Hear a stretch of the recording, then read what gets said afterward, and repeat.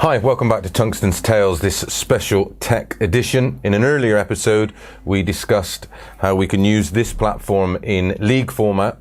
In this episode, we're going to explore why the PDC are now using this at their events. Again, I'm joined by David, who created this wonderful platform, and he's going to walk us through why and how the PDC use this now. Thank you so much, Chris. Appreciate that. By the way, before we get started, up until last week, I was not aware of your walk-on song. All right, okay. Ace of Spades. I miss Lemmy. Ah, well, don't we all? Don't we all? It's a classic tune. Many, I'd like to say great memories, but maybe we'll save that for another show. Absolutely. Absolutely. An adult one. Yeah. So as you said, we've talked about the scoring application, and we think of Dart Connect as a platform. And there's the scoring application, because obviously we have to score the match. We have to start someplace. The next component is what we call Dart Connect TV. And this is basically what enables us to have more than just one or two streaming boards at an existing match. Now, friends and fans can log on and see any virtual scoreboard for any of the matches that are going on in the PDC. Yeah, for me, obviously, working in the media side of it, for the research purposes, it's invaluable, and you'll see why in a moment, because it gives us every throw by throw, dart by dart, what the players are hitting, what they're leaving, every percentage, every dynamic of in each individual match. Now, prior to that, a lot of you out there who watch this will have played county darts. So back then it would be scored on a sheet, someone would be sat at a table putting it in, someone then would go on a cold clear and work out your average. What you could sort of get from that is your finishing percentages, but you wouldn't have any stats that you could then compile together over a season to see whether you were a better home player or to an away player. All these types of things are taken care of within this platform, and you'll see this now. Yeah. The key, I think, when you think of certainly in the States, a lot of leagues, they certainly count what they call the extraordinary turns, right? The 180s, yep. maybe even 100 plus, right? But when you think about that, those are all proxies for the most important average, which is what's your 3-dart average, right? Yes. But it can be a real pain to keep track of that as you described. Well, exactly, because it's a constant paper trail, and then you're always relying on someone else to put those numbers in. I remember years ago, the only way you could get your averages was once a month in the darts world, and that's where they were posted, because they weren't done there and then, because it was deemed a little bit too complicated. Yeah, and certainly how times change. Yes, yes. So here we are at TV.Dart. So we use, say, last weekend's the Players' Championships last weekend as an example. Sure, absolutely. And then we'll have a look back how it works at an event as in the UK Open itself. Okay, fantastic. So this is the landing page that you will is free to see. the public. Anybody can come here. There's no firewall or charge for this. And we've already talked about leagues, so we're going to take a look at events where we've been working closely with the PDC. This is your the main landing page, and as you can, sorry, mate, but also you'll see here, these are all the events that use Dart Connect. So obviously, the one in New York, I presume there, the White House Gold Cup, is that Trump? No, okay. No, it's here local actually. But the Brewster's Pizza Monday, that sounds like a good night out. So as you can see, any event that's used Dart Connect, you can go and have a look at. You can research it. You can look at the players, and again, when this is used globally and exclusively in every event, you might be drawn against, I don't know, Dave Smith from Canterbury, and you want to know if he's any good. Well, this is how you find out, because every dart that you've thrown using this app is recorded. So what we're going to take... Sorry, app. No, that's okay. No, there's like I said, there's multiple components to this, yep. And the stats are quite frankly, the byproduct that nobody has to work, right? Because the match has already been scored by the scorekeeper or yep. the marker, as say here. So we're going to take a look at the Player Championship leaderboard.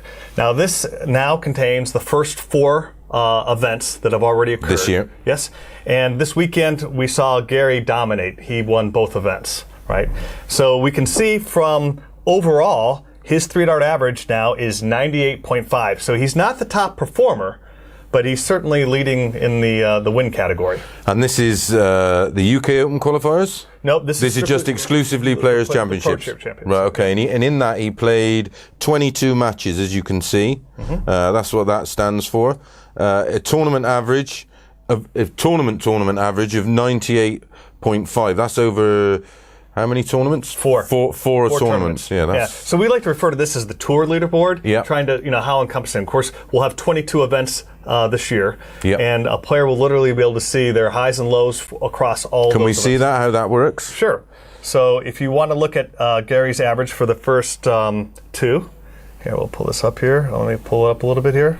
So you've actually got a graph. So the blue one, I take it, is his opponent's. Correct.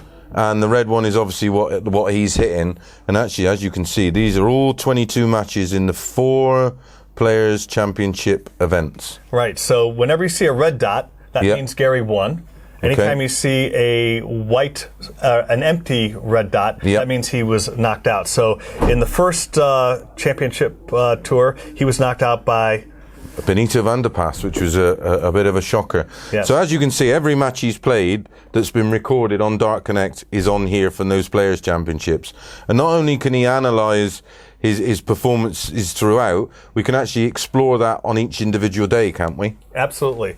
So at the high level in the graph, we can see that in that first, he was not up to speed. I think was that where he was having some back issues? Yeah, the shoulder problem. Right, so the shoulder problem. So not a surprise that he was only averaging 86.8 and obviously was by most accounts upset.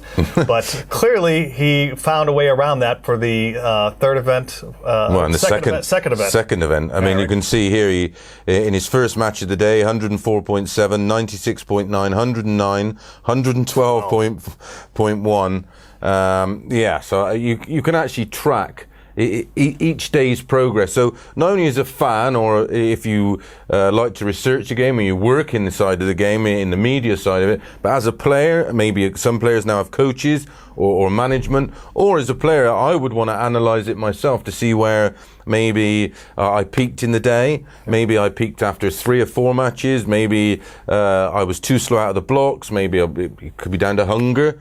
Could be down to tiredness. All of these things now we can explore, and then also across the top of here we have.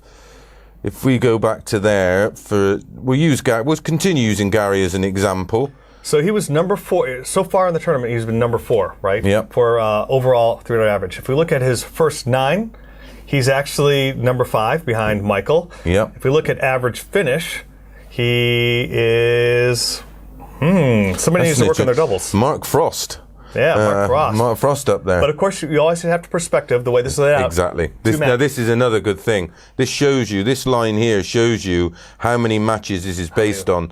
That stat there, the reason he's top is only played 2 matches. It's a bit like playing 1 match and hitting 5 180s in 4 legs. You would no doubt be the top of the 180, but it's all relative to how many matches he's played. And if you want to look at a select group of players, you can always use the filter function. We won't do that, but you can actually select, say, hey, I want to see players who played at least 3 matches or at least 9 matches, a certain number of legs. That way you can normalize the data. I love it. But we don't want to exclude anybody in the overall picture.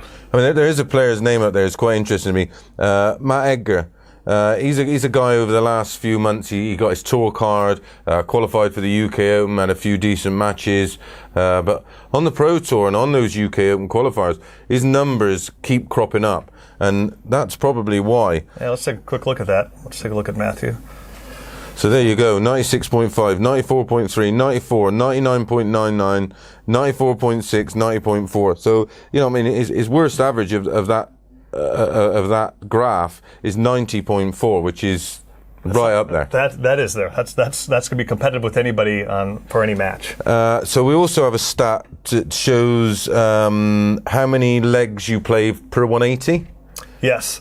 So the 180, I always find this to be a kind of a controversial start, because everybody always wants to talk about how many 180s they hit all day or all night. But as you know, just from looking at this graph here, some people played more matches than others. Yep. Some played more legs than others, right? So if everything goes to the rubber leg. Yeah. So you could play some matches where you go 6-5 all day, or you got someone who's gone 6-0 all day. Yeah. You can't match those. So I always like to use percentages. So here we can say, okay, who's got and our good friend Mr. Bunting, Stephen Bunting, he's averaging. He's right up there. Yeah, 8.5. If some people prefer a different metric, which is tons per leg, Yeah. That doesn't really change the... So Rob Cross effectively, over these 13 matches played, hits a 180 every 0.4. So every one and a bit legs, he hits a 180.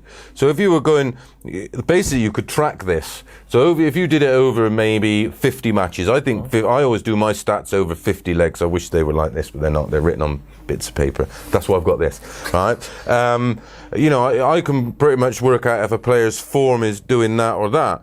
So again, for a player or a coach, or the bookies that love a little bit of extra information, you can actually begin to see a pattern form. And then if you did it over a season, you would see some players may perform better in the summer, some in the winter. Right. Which again, it's invaluable information as a player to find out where you are. I think it's just it's not just a platform. It's not just an application. This is a serious tool that's taken the way you can explore a player's form to a totally different level. I mean, effectively every dart they throw is analysed into understandable data. Absolutely.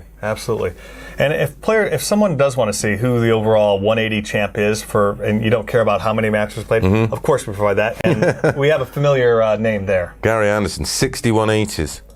Yeah, in 22 matches played, 207 140s. And a first 9-dart average of 108, which again isn't actually top. Adrian Lewis, who a lot of people have been complaining about his form and everything else, that just shows you where he's going missing at the moment. It's probably towards the end of legs, missing a few doubles, but that comes with, he's tense, he's under pressure, his rankings, on the slide. So effectively there we can tell he's still got the scoring game of it. It's just probably the last 3, maybe 6 starts he's going a little bit missing. Right. But like I said, this is only the tip of the iceberg. Go on there, have a look, explore it. I've got to show one more, if I may. Yeah, of course. My favorite is what's the opponent's 3-dart average? Yes. Oh, please. And a lot of people fought me on this or asked whether or not this was really worthwhile putting in. You're not alone in this. I had a theory that there was a lot of players I thought I was better than, but always seemed to go further than me. And I always had this thing, not my day, or I can't believe how well he played. And then I always used to look at other players and think, well, he didn't play very well against you. Now this isn't up for debate. Right. You can prove it. You can see who's had the easier road or the tougher road to get further. Poor old Matty Edgar again. That name springs up. Right. So he's effectively he's top of the list. So his stats and his opponent's stats suggest that he's played the toughest opponents in those particular matches. And not to... So the one that was top of the list... There we go. Not to get down on anybody, but somebody's had it a bit easier, at least so far. My goodness. Number 58. Wow. Isn't that incredible? So, it's sort of the proof is, although we've got all these stats, which we can now explore, it is very much on the day in terms of, who wins and who loses. That had fascinated us all when we were looking at this over the past few weeks of how deep you can actually go to get the information required. But that was just on what match was that? That's overall. That's overall. Overall. So he's had the 58th toughest opponents. So fascinating. Someone's made some pretty good draws for him. Yeah, absolutely. Well, that's the end of this episode. Catch us for the next one. Thank you.